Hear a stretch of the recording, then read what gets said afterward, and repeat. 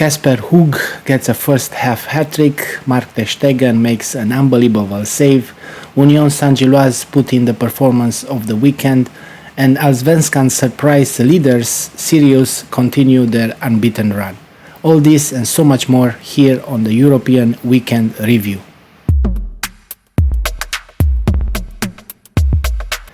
What's up everybody, my name is Cornel, welcome to the channel, and like I said in the preview, in this video I'm gonna go over some of the things that happen in the domestic leagues around Europe over the last weekend.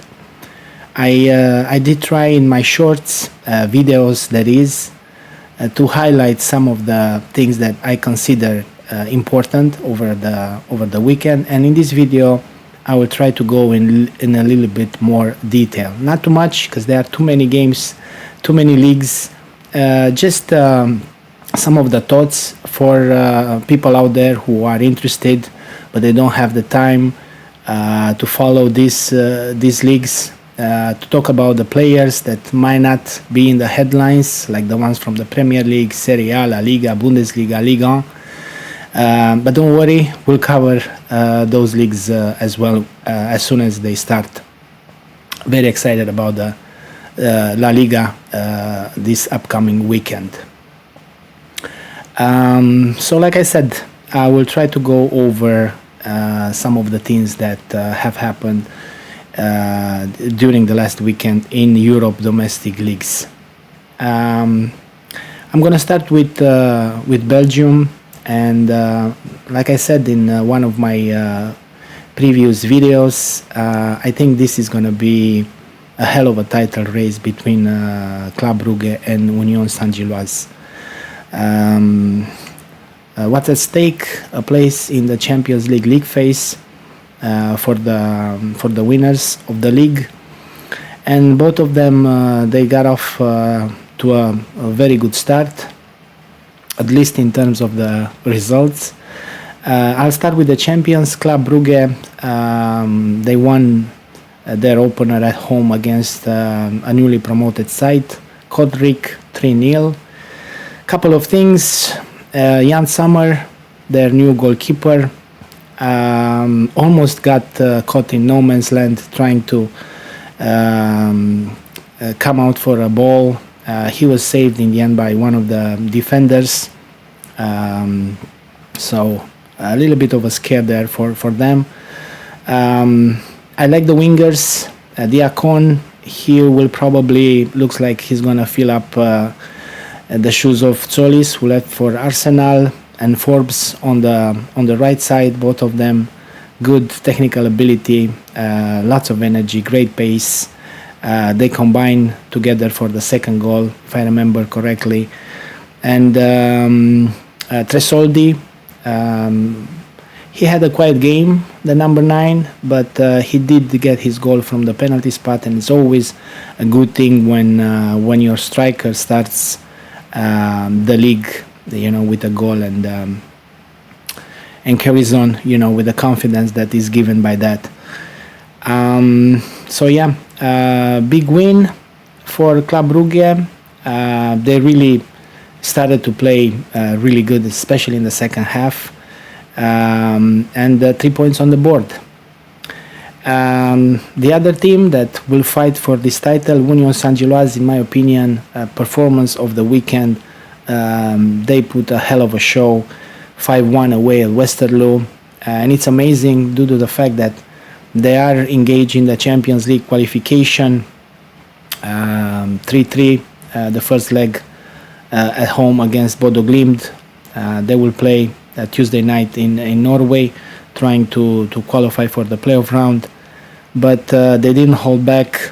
It was an amazing game, and I've seen a lot of games that finished with a high-scoring game, but basically most of their goals were just high-quality goals. Overall, like I said, a great performance. Olaru, the new signing from the Romanian side, FCSB, with probably the goal of the game. Guilherme as well. Promise, the Canadian striker, excellent finish. He did have another goal that was disallowed for offside, which actually was a better finish than the goal that stood.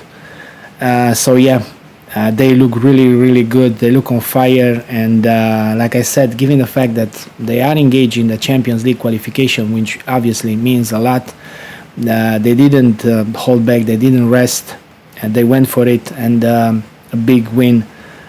Basically top of the league on goal difference after the first game. Couple of things I want to mention about the first set of games in Belgium. Saint Truden, the surprise package from last season. We're gonna see them in the Europa League. They started the season with a 1-1 draw at home against Lommel. And Anderlecht Brussels, the big team from the 80s, got the winner in the 92nd minute at home against La Louvière. Moving on to Portugal, and going back to one of my videos, I talked about the UEFA coefficients. Portugal has leapfrog basically Netherlands in the rankings. So they will have 2 places in the Champions League phase this season, with the third one in the qualifying round. So basically, all the big teams from Portugal, they will be in the Champions League. At least 2, they will be in the league phase. FC Porto, the defending champions, 2-0 win at home against Alverca, and the things that I fear the most for them. And like I said, will be the capabilities of scoring the goals that they need. Defensively, like I said, they always look good under Francesco Farioli. I think that's why they bought Andre Silva from Elche. 2 penalties in this game. Some people might say soft penalties. I'm not going to waste time talking about referees and the decision. Sometimes mistakes can happen. 2 penalties, interesting things.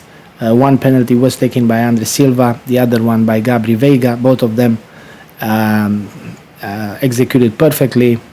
And Andre Silva left actually the game with an injury, so maybe some concerns there as they prepare to start the Champions League phase next month. Good news for the defending champions. Both Lisbon teams, Benfica and Sporting, dropping points. I'll start with Sporting because it was really disappointing, giving away a 2-0 lead away at Estrela. Rodrigo Salazar, the new signing from Braga, excellent performance, a goal and an assist.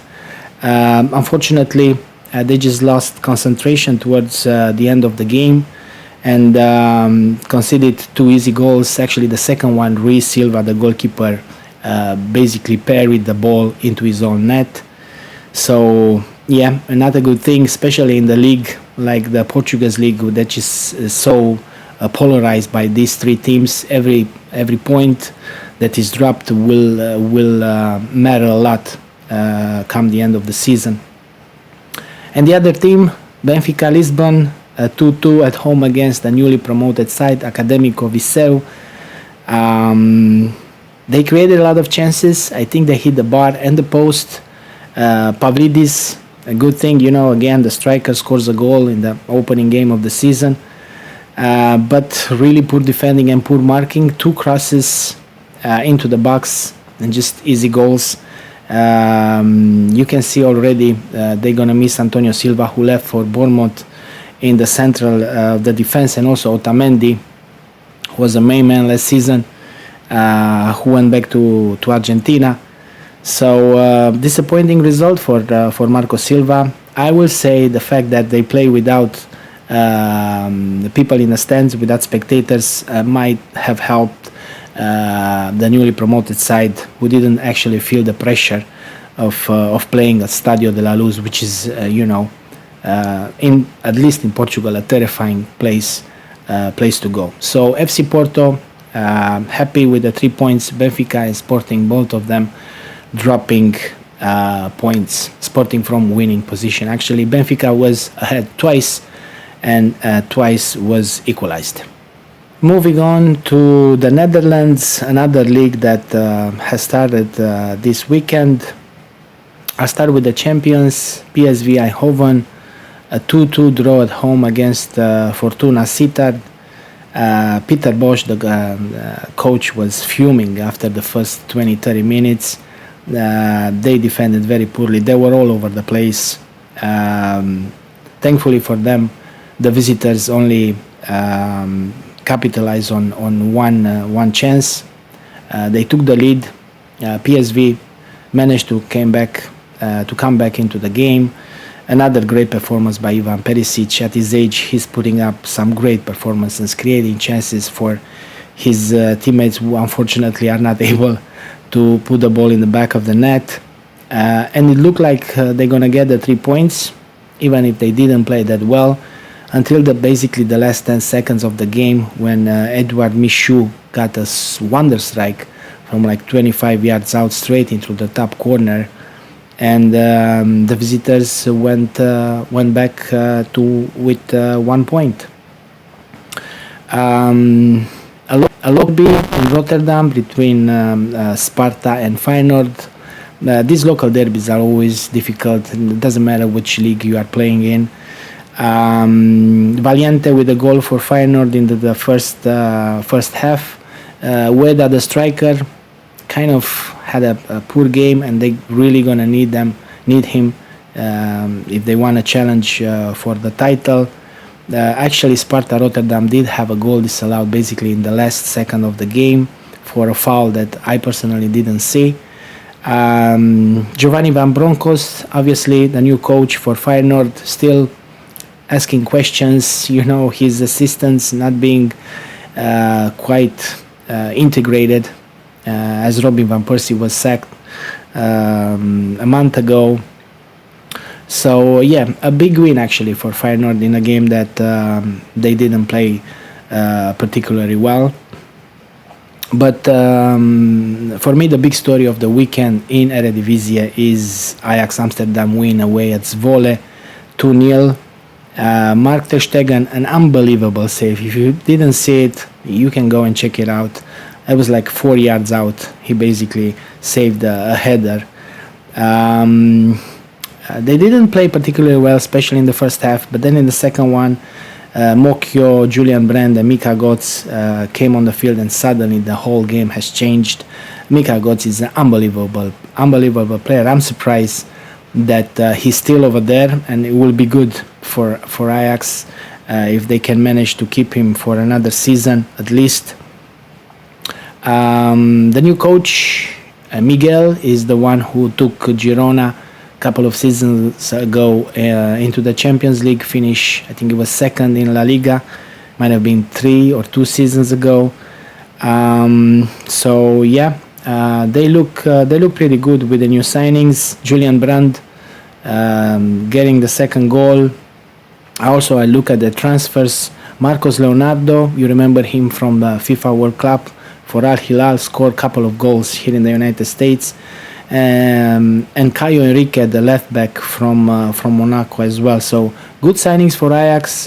My opinion is that they appointed a good manager, and hopefully they'll be able to challenge for the European places, at least, if not for the title. Unfortunately, like I mentioned before, Netherlands will only have one place in the Champions League phase, and the runners-up, obviously, they will go into the qualifying rounds. One more thing I want to mention about the Eredivisie. Nijmegen started the season with a defeat 2-1 or 1-2 should I say, against Telstar at home. I look and I kind of remind me of some of the teams that have achieved or overachieved into the last couple of seasons all over Europe basically, and they have paid the price after that for that overachieving. With the best players got stolen, basically their ran into the ground because of they are not used to playing every 3 days, European competition and the league. And hopefully it's not going to happen to them, because they were amazing last season. They were 2 games away for actually making into the Champions League phase, finishing third behind Feyenoord. They did play a good game actually in Pireu in the Champions League against the Olympiacos, and I think they have the first chance when they will take on the Greek side at home on Tuesday night. But like I said, there's many examples that I can give over the last couple of seasons of the teams that have overachieved basically, and then somehow lost their best players, got burned out basically. You look at West Ham United in England, winning the Conference League, selling their best player. Now in the Championship, although over there it has to do a lot with the ownership and the bad recruitment they've made over the last 3-4 years. You look at Heidenheim in Germany, were in Europa League I think a couple of seasons ago, and they got relegated last season to Bundesliga 2. You look at Nice, who 3 seasons ago I think they were in the Champions League qualifying rounds, obviously, and they just got saved by the good form that Wahi was in the playoffs last season against Saint-Etienne, managed to stay in Ligue 1. Even Bilbao, to a certain extent, after going in the Champions League, having such a disappointing season in La Liga. So yeah, hopefully it's not going to happen with Nijmegen, but definitely their eyes are on the Champions League qualification, and they start with a defeat at home. One quick look at Czechia. And I know this is not everybody's cup of tea, and a lot of people don't pay attention, but they do have a place in the Champions League phase, which is amazing. They are one of the 10 countries that actually have direct access to the Champions League phase, so a lot of things to play for over there. Unfortunately for the league, and I said this before, I think Slavia Prague just gonna run away with the title.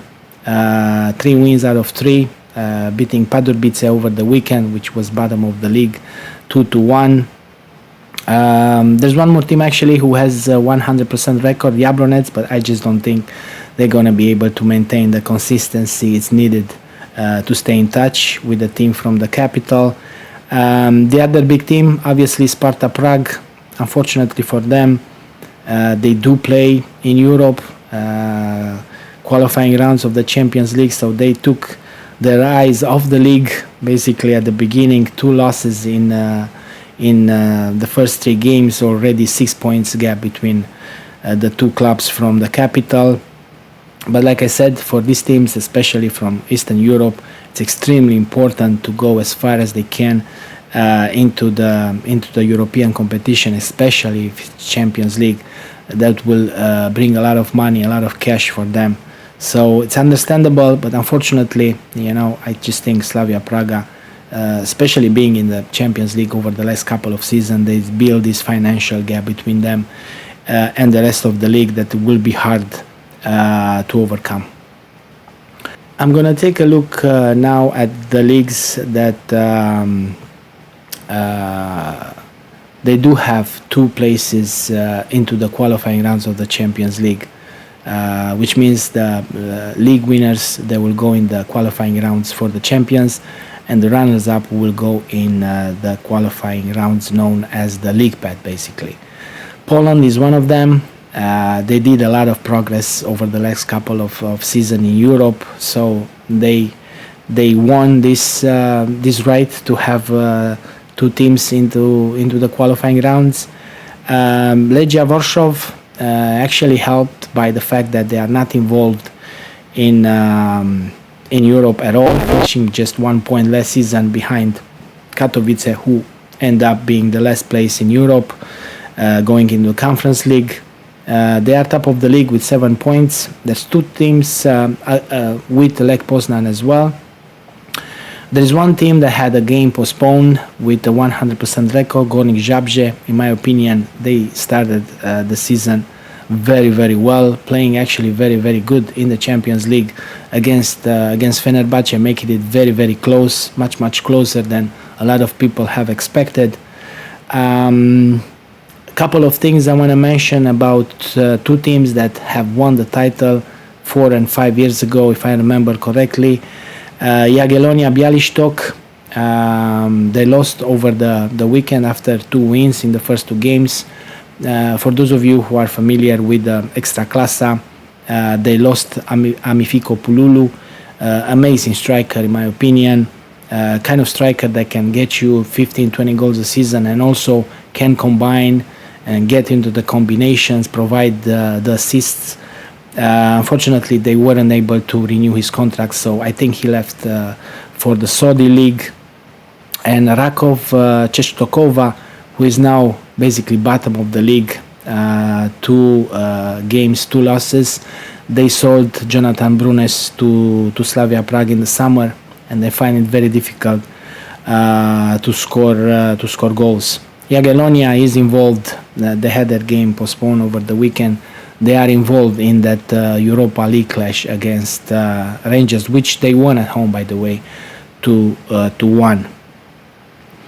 Another league that has 2 places for the Champions League qualifying rounds is Denmark. Brøndby top of the league over there with 7 points after 3 games. There are 2 teams with 100% record, Midtjylland and Copenhagen. Both of them have had their games over the weekend postponed due to their European games that they have in Europa League and Conference League. And Norway, obviously, but they are midway through the season. 2 places also in the Champions League for the next season, 2027-2028. Bodo Glimt with a win away at Vålerenga 2-1. They do have 1 game played more than the second place, which is the reigning champions Viking. 1 point lead, 41-40 for Bodo Glimt, who will have an amazing game. If you can watch that one, I suggest you do on Tuesday night against Union Saint-Gilloise at home for the playoff of the Champions League, to qualify for the playoff of the Champions League. I'll run quickly through some leagues that they don't have 2 places in the Champions League qualifying round, just 1. Scotland is one of them. They did have this season, but they lost, unfortunately, due to poor results over the last couple of years. And obviously, let's talk about Kasper Hug, hat-trick in the first half, 2 headers, and a nice place shot from inside the box. I'm not gonna judge Celtic based on 5-1 win away at Kilmarnock. They did some horrible mistakes. The home side, the coach looked pretty upset on the bench. Basically, I think it was the 4th goal where the goalkeeper just gave the ball away to Nygren, I think it was, who scored the 4th one. It's like he was blindfolded, like he didn't see that the striker was right in front of him. But overall, a good performance. Is good to see, especially after what happened last season with the disappointing exit from the Champions League playoff round against Kairat Almaty. It's good to see a different level of energy that they have right now, and I think Kasper Hug will help a lot. I love the celebration. I don't know exactly what it means, but it looks great. It looks like he's having fun, which is an important thing when you play football, I believe. So yeah, everything looks great for the champions. Couple of things to mention. Unfortunately, Rangers, terrible start of the season. 1 point after 2 games. They lost at home with Hibernians. Basically, I think it was the last minute of the game, but they did play pretty poorly, to be honest. I think it was a deflection actually at the goal, but nevertheless, already, and like in Portugal, in a league like Scotland, which is so polarized around Celtic, every point that you drop as an opponent will cost you at the end. And finally, Hearts. Unbelievable. They finally won a game after such a bad series of results in the Champions League, being eliminated by Sturm Graz, losing 6-1 away at Benfica. They did finally won at home 4-0 against Dundee United. And Claudio Braga, finally, he looked like the player who was last season when he played such a big part in their amazing run and finishes second in the league. I'll go quickly to Switzerland. Lugano is the leader, 100% record, 3 wins out of 3. Basel with Stefan Lichtsteiner, the new coach, 2 wins in 3 games. Sedran Shaqiri scored over the weekend. Yes, he is still playing. Yes, he is still playing very good football actually.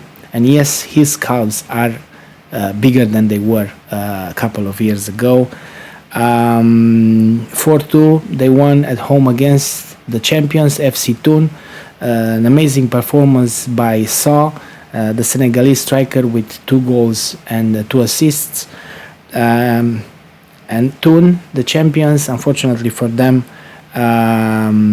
playing qualifying rounds in Europe, now in the Europa League. Actually, they won 3-0 at home against the Vikingur Reykjavik, so they do have a pretty good chance to make it into the playoff round. Just 1 win in 3 games. Moving on to Sweden, like I mentioned in the preview, the surprise package of the season, Sirius, they are still unbeaten. They made it 16. Actually, they had a bad result over the weekend, a draw 2-2 at home against Broma Popkarna. 13 wins, 3 draws so far, so this one was the 3rd one. They do have a 12-point lead over Hammarby, who are in 2nd. It's an amazing story. It will be something special, and I think unless something horrible goes wrong, they will probably win the league. And finally, Austria, one of my favorite duo, Moses Usor and Adeniran. Just amazing the fact that they are still over there and nobody went for them. 2 wins out of 2, 5 goal scores, none conceded. They look pretty good, and I can't wait to see them in the playoff round of the Champions League. Just to finish off, Carabao Cup obviously had its first round over the weekend. Wolves, I think, look really good. Kieran Trippier offers so much over there. Besides his experience, his crosses are still an elite level. It's good that they have Raul Jimenez. He did come out as a substitute in the second half.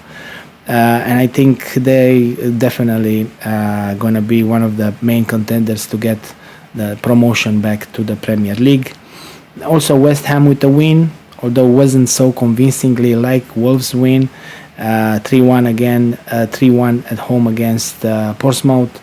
They did go behind 1-0. The beginning, the first half wasn't that great. But when you have Jared Bowen and Castellanos, who I think was an unbelievable signing for them, even they didn't stay up. I think he looked great even in his days at Lazio. He is a good striker, and he will definitely help this team a lot to get back to the Premier League. And to close up, over the weekend, Ligue 2, Bundesliga 2 and Coppa Italia also have started. We'll talk more about this when we're going to have more time, like international break, to see exactly who is getting ready to get promoted to the first league for the next season.